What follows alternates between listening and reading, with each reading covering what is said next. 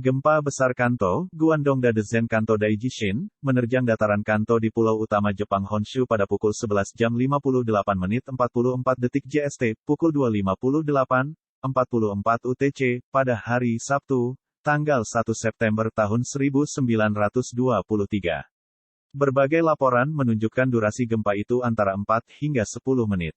Gempa bumi ini berkekuatan 7,9 skala besaran momen Mewe, dengan fokusnya jauh di bawah Pulau Izu-Oshima di Teluk Sagami. Penyebabnya adalah pecahnya bagian dari batas konvergen di mana lempeng laut Filipina melakukan subduksi di bawah lempeng Ohos di sepanjang garis Palung Sagami. Gempa ini menimbulkan kerusakan massal pada wilayah Kanto, Tokyo, kota pelabuhan Yokohama, dan prefektur di sekitarnya, prefektur Chiba, prefektur Kanagawa, dan prefektur Shizuoka. Gempa bumi terdiri dari 3 kali goncangan yang berlangsung selama 5 menit. 1.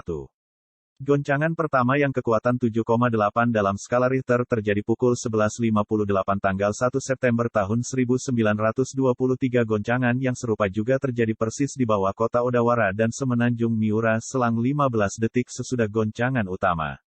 Gempa disebabkan oleh pinggiran lempeng mencuat ke atas akibat lempeng Filipina yang masuk ke dalam. 2. Goncangan kedua, 7.3 dalam skala Richter. 3.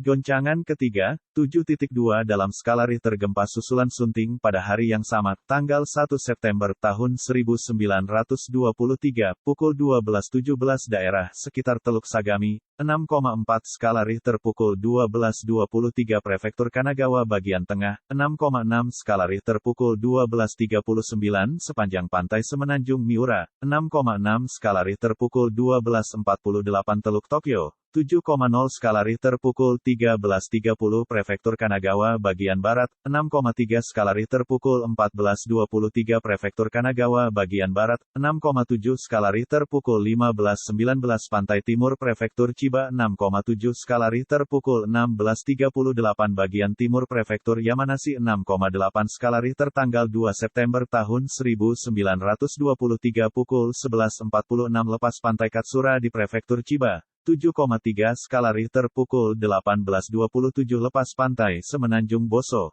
7,1 skala Richter. Pukul 22:09 prefektur Kanagawa bagian barat, 6,5 skala Richter. Akibat gempa bumi sunting. Gempa bumi terjadi sewaktu Jepang dalam keadaan tidak stabil karena Perdana Menteri Kato Tomosaburo tutup usia 8 hari sebelumnya dan jabatan Perdana Menteri sedang kosong. Hubungan komunikasi dan transportasi terputus akibat gempa bumi sehingga surat kabar hanya bisa mengandalkan kabar burung. Halaman utama surat kabar dihiasi judul-judul berita yang ditulis berdasarkan kabar bohong yang beredar, mulai dari Tokyo musnah dan tenggelam, anggota kabinet Jepang semuanya tewas, Kepulauan Izu binasa karena gunung meletus, sampai tsunami yang katanya mencapai Gunung Akagi yang terletak ujung wilayah Kanto. Menteri Dalam Negeri menyatakan negara dalam keadaan darurat dan memerintahkan polisi agar mengambil segala tindakan untuk memelihara keamanan dan memulihkan ketertiban. Salah satu pesannya mengatakan kalangan minoritas yang tinggal di Jepang dikhawatirkan mengambil keuntungan dari situasi kacau. Pesan ini diangkat oleh beberapa surat kabar yang dibesar-besarkan menjadi kabar bohong penyebab kerusuhan yang memakan banyak korban jiwa di kalangan minoritas seperti orang Korea dan orang Jepang keturunan Okinawa.